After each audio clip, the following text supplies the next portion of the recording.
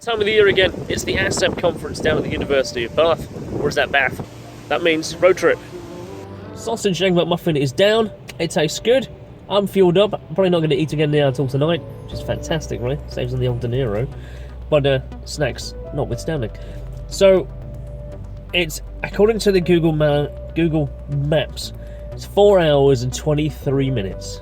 I do like this road though, it's spooky. Halfway through, Warwickshire, Shakespeare country. Dog drying company, what the fuck? There'll be a big dog people, this part of town, big dogs and horses people. There's a mobile hairdressers for dogs just drove past. So what's this place called? Morton in the Marsh. Morton in the Marsh. From what I can remember, it's a pretty little village. Everywhere there's a queue of like half a mile long. And I'm making the assumption it's got a nice coffee shop. I'm making the assumption it's a coffee shop. Best. Nice coffee shop. Boxes, stable. Look, see, what's that? What in the show? What show is that? What kind of show is it? Let's have a look. Could be a dance shower, burlesque shower. No, not going to be able to right here. Horse show, dog show. Look, stuffed animals.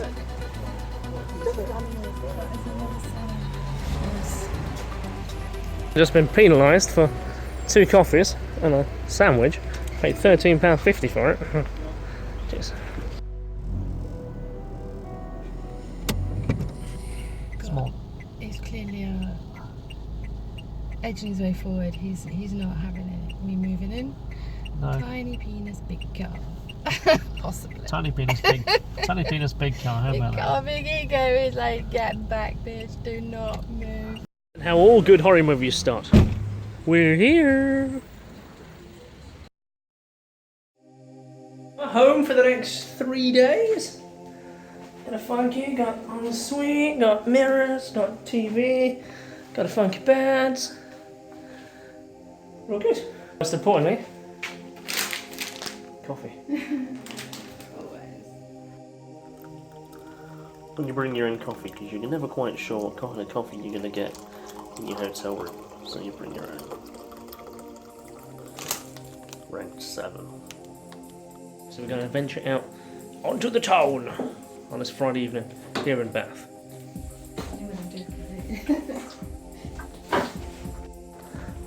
So, you know it gets kind of freaky when you're passing under a light and it starts blinking out. Late night bridge walking, Bath. A sleight of hand. Yeah. There was downstairs. There was a mentalist working the bar, as it were, working the groove and working the customers. It's recommended we go back tomorrow night for a show. That is it's a magic performance show. Back to mentalism night, and it's a guy who comes here pretty regular. He has quite a following apparently. So if the gala doesn't work out, we're going here. I'm sure the gala's going to be okay though. But hey, we'll find out. Slumber for the night awaits in here. It's 4 toilets in a row. Well, it could be modern art, you know, so. Well, it could be modern art, yeah, you know what they're like.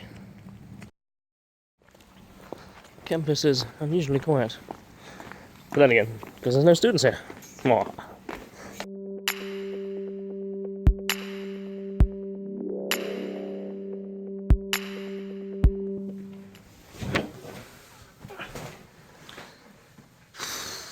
So, end of the day's talks, end of the day's presentations. It was really good, got to speak to a lot of people I haven't seen in quite some time, catch up with people, and meeting some new people along the way.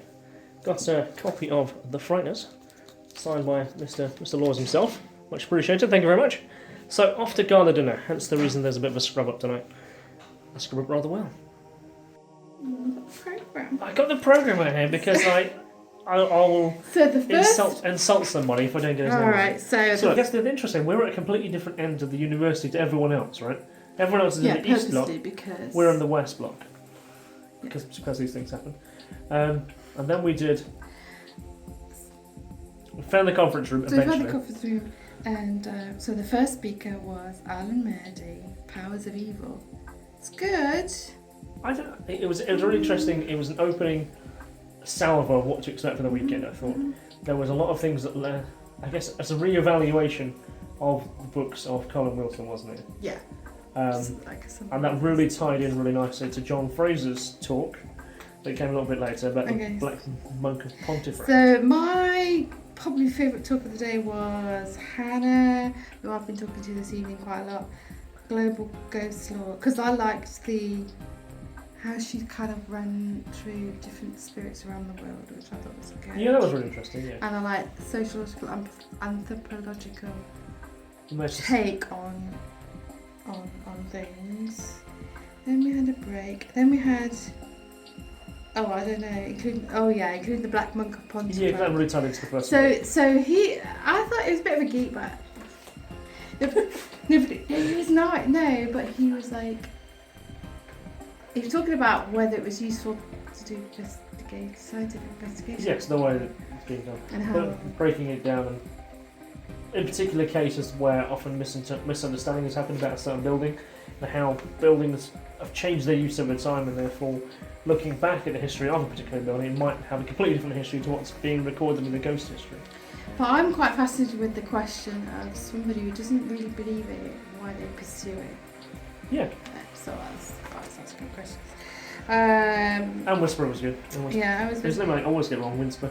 The ghost. That was really good because she did a really good kind of overview of all the different types of groups that were out on the internet and Facebook and stuff. Breaking up and coming together and forming their own and factions. she kind of gave a really good overview of the sort of what's the word? The challenges. The merchandising. Oh, the merchandise, the capitalism and all that crap around it. If you have a ghost group, you're going to get your logo sorted. Yeah. Then you're going to get your hat. Then you're going to get your T-shirt. Then you're going to sell that stuff. I hadn't thought of it that way. It's possibly why I'd never been on a group. Or you're going to start getting your mugs out there and start making some dash. It's all about capitalism, isn't it? The thing is, a lot of them want to raise money so they can buy equipment. My question is, are they getting into the paranormal because they realise how lucrative it is? Social media is, and they just want escapism? But is it lucrative? Is that why? It's lucrative. You've got no overheads, well. Generally. Your overheads would be posting on Facebook. I'm not sure people aren't trying to connect in different ways. Then there was a lunch break. Then there was a panel, which... What did you think of the panel? I actually really enjoyed the panel, because the people I really enjoy it. I love talking to them. So Steve Parsons, Chris French, Alan Mersey. So can I say something about Chris French? I'm not going to say what I said to you earlier, because this is probably going out.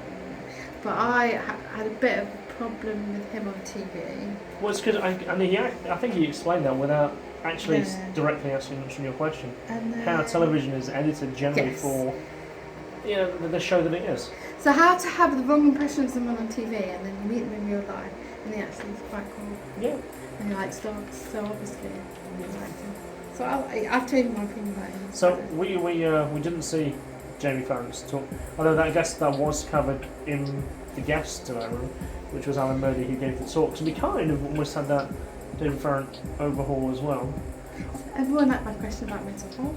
Yeah, mental health is really important in regards to, particularly when talking to people with paranormal, because people on those fringes of society generally, I guess they're ones quite susceptible. Yeah. We sort of missed the afternoon a little bit, didn't we? Because... Ducked out because of the heat. But it was really, really hot in the auditorium. Yeah, so we didn't get to listen to Amethyst Gray or Stephen Salary. However, I think this person wasn't here. Someone said that person wasn't here, and CJ took the talk. So then we had the, what's it called? The dinner? Yeah, Gala dinner. Very lovely, very nice. Nice food. Yeah. By accommodating. Yeah. Good conversation. Yeah, lots of conversations tonight. Networking. That's what it really is all about, isn't it? Talking and discussing, sharing ideas. I'm being headhunted. Be recruited. We're going to join you up tomorrow to what? Okay. So anything that costs you a fiver. All right. Anything that costs a fiver. What goes on to the Hell House talk? I wanted to see that, but... We were here at the time. Yeah. I thought we were leaving and we realised that the talk had already been on 10 minutes. It was about by the time we get there. It's not. I mean, it's something we could look up anyway. It's something we could Google. I had So, The lady I spoke to tonight, Abby, she kind of gave me a good breakdown of what was in that talk. So. what would she say? We'll talk about it. Okay. Okay, start the day with coffee. Wake up. Not too hot, but we haven't got a lot of time. Okay, let's drink. That's good temperature, yeah. A bit of a twang on that though. That's another year done, eh? So, my first year. your first year. Another year. Right, go that way. So, what's going on today to yesterday? It's a bit more, Intellectually stimulating. yeah. No, there was a lot more grounded science. Yeah. Analytical approaches. Not so much of the thorough ghosty speaking. I actually enjoyed Chris's talk, the first one. Yeah, Chris. The EVP. I like that. Yeah, me too, that was really good. It was interactive and it gave us something to... Sink our teeth into. Hidden hearing, the idea that hidden messages that aren't really there. Yeah. It's like songs that have lyrics and words hidden backwards in the song that aren't really there. EVPs where people twist and contort sound files to sound like whatever they want, really. Yeah. It's not really there. That was really interesting. We just had Peter Laws talking about the concepts of hell in the form of those who have near-death experiences of a negative variety. And we had the wonderful Lionel Thamthorpe talking about... You've got to have him on the show, he's lovely. Oh, Lionel's amazing. Very inspiring gentleman. He's a fan of following for many years. But he lots of different 14 stories there. I think there was 5, all chained together, very lovely. I'd like to hear his life story. Discussing the decline of UFOs. I had to really struggle to hear, but his data was pretty sound. Yeah, And- I struggled to hear him, but you asked a question. Good. Okay. There, we had a really in-depth conversation with Jackie and Richard Freeman in regards to Bigfoot, cryptozoology, and hominids found appears by anecdotal reports and by eyewitness testimony and physical evidence, but we haven't yet found one in terms of living in a cage, or this is really eye here. I don't think perhaps we're too far away from that, but there's certainly quite a few places around the world where those things could and potentially could still exist. Conference overall, I think they've really nailed a lot of good subjects and a big variety of speakers. I guess my takeaway would be that there should be moving into live streaming services. There should be a direction to where you can catch up these presentations at a different date. Perhaps you couldn't attend, perhaps it was too expensive travel-wise. But of course, there was a conversation that I shared with Abby that you miss the intimacy of a first-hand conversation in a place where you can interact immediately. But I think there's definitely live streaming ways to go. Also, it allows you to gather resources and also the funds that way as well. So, but that's a direction for the future I'm sure they're going to take. But until now, this is ASSAP 38, I think it's now, and all done. So, back to Nottingham tomorrow. All is done. Room is going. Time for breakfast.